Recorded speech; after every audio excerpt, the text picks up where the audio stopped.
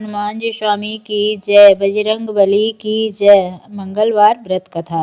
व्यास जी बोले, एक समय ऋषि मुनियों को तपोभूमि परम पावन मणिशरण तीर्थ में भूमंडल पर 88,000 सैनिक आदि ऋषि एकत्र हुए। उन्होंने श्री सूत जी से पूछा, हे महामुने, आपने अनेक पुराणों की दिव्य तथा दुर्लभ कथाएं हमें सुनाई है। अब कृपा करके काल काल की अल्प आयु भोगी मानव जाति के हित साधन के लिए सरल, प्रभावशाली एवं तत्काल फल देने वाले व्रत की कथा सुनाइए, जिससे अकाल मृत्यु, दरिद्रता, रोग, सर्प भय, शोक, अपवित्रता तथा अज्ञान आदि दूर होकर भगवत भक्ति, धार्मिक एकाग्रता तथा पवित्रता प्राप्त होकर मन को शांत मिले।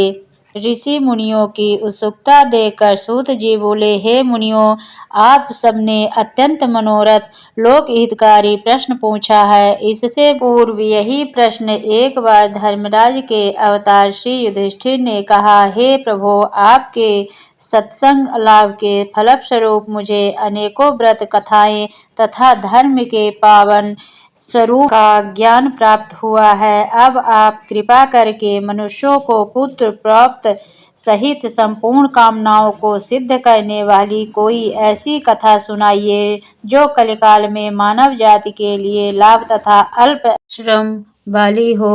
भगवान श्री कृष्ण ने युधिष्ठिर से कहा, हे राजन, आपकी जिज्ञासा को शांत करने के लिए मैं एक अत्यंत प्राचीन ऐतिहासिक कथा कहता हूँ। उसे पूर्व एकाग्रता के साथ सुनो। कुंदनपुर नामक एक नगर था। उसमें नंदा नाम का एक निर्धन ब्राह्मण रहता था। उसकी पत्नी का नाम सुनंदा था। उसके दुख का सबसे बड़ा एक कारण निसंतान होना था। ब्राह्मण की पत्नी सुनंदा सरल स्वभावी तथा पतिव्रता थी। वह नियम पूर्वक प्रत्येक मंगलवार के दिन श्री हनुमान जी की कथा का पाठ और पूजन करने के बाद उनको भोग लगाकर स्वयं भोजन किया करती थी। काम की अधिकता से एक मंगलवार को वह हनुमान जी का भोजन न लगा सकी। सायंकाल के समय जब उसे याद आई तो वह अत्यंत दुखी हुई और उसे पश्चाताप भी हुआ कि आज पूजन, व्रत तथा भोग इत्यादि कोई भी नियम पालन नहीं हो सकता। अतएव उसने भी अन्न जल ग्रहण नहीं किया और अब अगले मंगलवार को हनुमान जी का व्रत, पूजन तथा भोग लगाकर ही अन्न जल ग्रहण करूंगी, ऐसा प्रण करके वह दुखी मन से सो गई। वह प्रतिदिन हनुमान जी का स्मरण कर कर भोजन बनाकर पति को खिला देती, पर स्वयं भोजन नहीं करती थी। इस प्रकार उसे 6 दिन व्यतीत कर दिए, किंतु दुर्बल होने के कारण मंगलवार के दिन वह प्रातःकाल ही मूर्छित होकर गिर पड़ी। उसकी इस निष्ठा और भक्ति भाव से प्रसन्न होकर हनुमान जी उसके सम्मुख प्रकट होकर बोले, हे सुनंदे, मैं तेरे भक्ति भाव से अत्यंत प्रसन्न हूँ, तू वर मांग। सुनंदा बोली, हे भगवान, मेरे कोई संतान नहीं है, अतएव कृपा करके मुझे संतान प्राप्ति का वर दें। श्री हनुमान जी बोले, तेरी अभिलाषा पूर्ण होगी और तुझे ऐसी कन्या रत्न की प्राप्ति होगी जिसके अष्टांग तुझे प्रतिदिन सोना दिया करेंगे। ऐसा वर देकर हनुमान जी अंतर्ध्यान हो गए। श्री हनुमान जी की कृपा से वह ब्राह्मणी यथा समय गर्भवती हुई और 10वें महीने में उसे कन्या रूपी रत्न की प्राप्ति हुई। 10वें दिन ब्राह्मण ने कुल पुरोहित को बुलाकर कन्या का नामकरण संस्कार कराया। पुरोहित ने जन्म, नक्षत्र तथा राशि के अनुसार कन्या का नामकरण स्वर्णा रखा। कन्या के पूर्व जन्म के संस्कार बड़े उत्तम थे और उनसे पहले जन्म में मंगल देव का विधि विधान से व्रत व पूजन किया था। कन्या के अष्टांगों से प्रतिदिन काफी सोना मिलने के कारण वह ब्राह्मण अत्यंत धनवान होने के साथ साथ अभिमानी हो गया। प्रकृति के विकास गति के अनुसार जैसे शुक्ल पक्ष का चंद्रमा बढ़ता है, उस प्रकार कन्या भी प्रतिदिन बढ़ने लगी।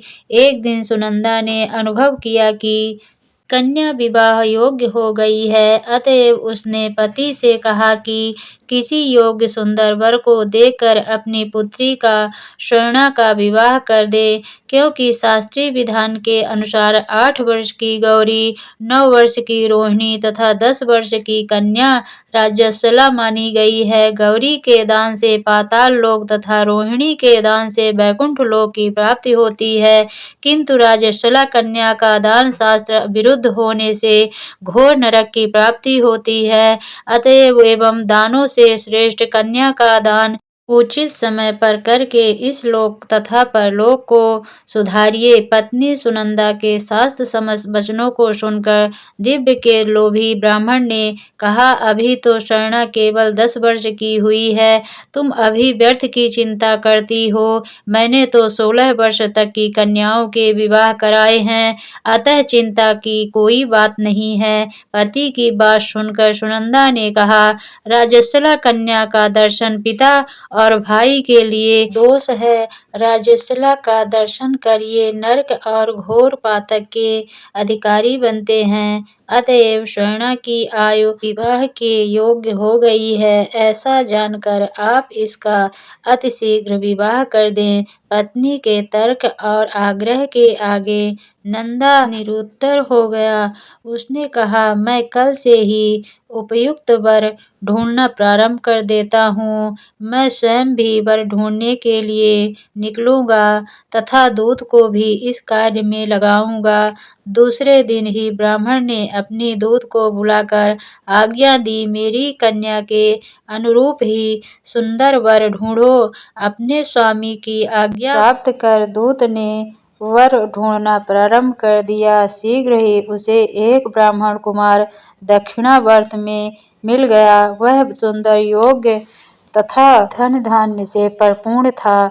दूत ने अपने स्वामी को सूचित किया तो नंदा ने जाकर स्वयं अपने भावी दामाद का निरीक्षण किया। उसे सब प्रकार से योग्य पाकर नंदा संतुष्ट हो गया और शीघ्र ही उसने अपनी सर्वगुण संपन्न कन्या का विवाह उससे करा दिया। कन्यादान में नंदा ने सब प्रकार के धन धान्य दिए। कन्या का विवाह कर पति पत्नी ने अपने को बड़ा ही और सौभाग्यशाली अनुभव किया, किंतु शीघ्र ही नंदा की मन स्थिति बदल गई।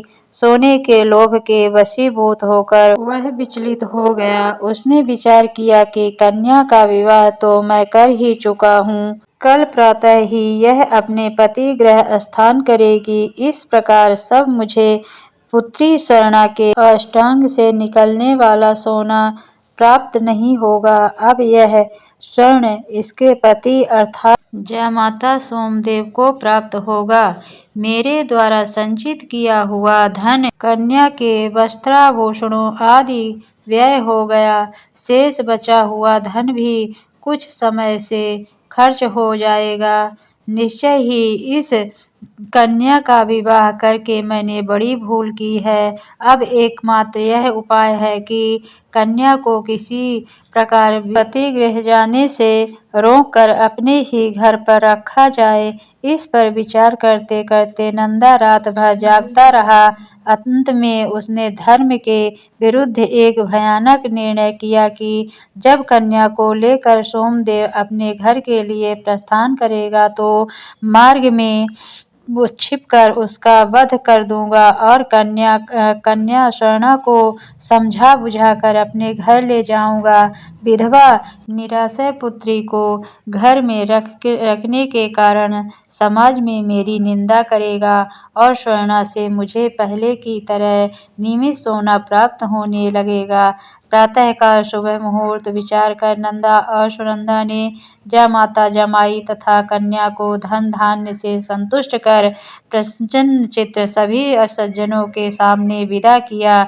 इधर सोमदेव अपनी पत्नी स्वर्णा को लेकर घर की ओर चल पड़ा और इधर उधर सोने का लोभी मतिभ्रष्ट नंदा का अन्य मार्ग से आकर जयमाता सोमदेव की हत्या करने के उद्देश्य से छिप गया। फिर कुछ समय पति के शव के पास विलाप करती हुई पुत्री स्वर्णा के सामने प्रकट होकर बनावटी शोक व्यक्त करते हुए नंदा कहने लगा, हे पुत्री, लुटेरे ने तेरे पति का वध कर दिया है। तब तू घर चल, वहां पर ही रहकर अपने शेष जीवन का व्यतीत करना। भगवान की इच्छा के आगे किसी का कोई बस नहीं चलता है। उसे जो अच्छा लगता है वही करता है। अतएव तू धैर्य धारण कर, जो भाग्य में लिखा है वही होगा। इसमें किसी का कोई दोष नहीं है। पिता के कपट पूर्ण वचनों को सुनकर स्वर्णा बोली, हे पिता, इस संसार में पति विहीन नारी का जीवन व्यर्थ है। मैं अपने कर्तव्य का पालन करूंगी। माता पिता तथा सास ससुर को यश को बढ़ाने वाले धर्म का पालन करते हुए अपने पति के साथ मैं सती हो जाऊंगी, परंतु लौटकर घर नहीं जाऊंगी। अपनी कन्या का स्वर्णा के वाक्यों को सुनकर ब्राह्मण अत्यंत दुखी हुआ। वह विचार करने लगा कि मैंने व्यर्थ ही इसके पति का वध किया। मेरा धन प्राप्त का अभिष्ट तो सिद्ध होता दिखाई नहीं देता। इसके विपरीत ब्रह्म हत्या के साथ साथ पुत्री के शरीर त्याग का पाप भी मेरे सिर पड़ने वाला है। इस प्रकार विचार कर पश्चाताप और अग्निग्लान वशीभूत होकर नंदा दुखी होकर रोने लगा। विवश होकर सोमेश्वर की चिता बनाई गई। फिर स्वर्णा 16 श्रृंगार कर पति का सिर गोद में रखकर चिता पर बैठ गई। जैसे ही सोमदेव को शव को मुखाग्नि दी गई, वैसे ही प्रसन्न होकर मंगल देव प्रकट हो गए और बोले, हे स्वर्णा, तेरे पति भक्ति से अत्यंत प्रसन्न हूँ, अतएव तू मनवांछित वर मांग। मंगल देव को प्रकट देखकर स्वर्णा ने भक्ति भाव से उन्हें प्रणाम किया। फिर विनम्रता से होकर बोली, हे मंगल देव, यदि आप मुझ पर प्रसन्न हैं तो मेरे पति का पुनर्जीवन दान देकर मेरा यह लोक तथा परलोक में सार्थक करें। श्री मंगल देव ने ये वस्तु कहा और बोले, स्वर्णा, तेरा पति पुनः जीवित होकर अजर अमर तथा महाविद्वान हो जाएगा। इसके अतिरिक्त तू और भी कुछ मांगना चाहती है तो मांग ले। स्वर्णा बोली, हे मंगल हरने वाले मंगलकारी ग्रहों के स्वामी, यदि आप मुझ पर प्रसन्न हैं तो यह वरदान भी दें कि कृपा करके जो प्राणी मंगलवार के दिन विधि विधान से भक्ति पूर्वक आपका पूजन करे और धूप दीप नैवेद्य लाल फूल पुष्प तथा लाल चंदन अर्पित करेगा, वह सभी प्रकार के सांसारिक दुखों से मुक्त होकर सुखी जीवन व्यतीत करे। रोग शोक ताप स्वजनों का वियोग अग्नि तथा सर्प आदि उसे कदापि न सतावे। मंगलवार का व्रत करने वाली स्त्री कभी विधवा न होकर अटल सौभाग्यवती रहे तथा पुत्र पौत्र से युक्त सुखी जीवन व्यतीत करे। मंगल देव तथास्तु कहकर अंतर्ध्यान हो गए। मंगल देव की कृपा से सोमदेव जीवित हो गया। स्वर्णा अपने पति को पुनः प्राप्त कर अत्यंत प्रसन्न हुई। तत्पश्चात सभी अमंगलों का नाश करने वाले मंगल देव का विधि विधान से पूजन व व्रत का पालन करते हुए पति पत्नी जीवन व्यतीत करने लगे। यहीं पर ये कथा समाप्त होती है। हनुमान जी स्वामी की जय।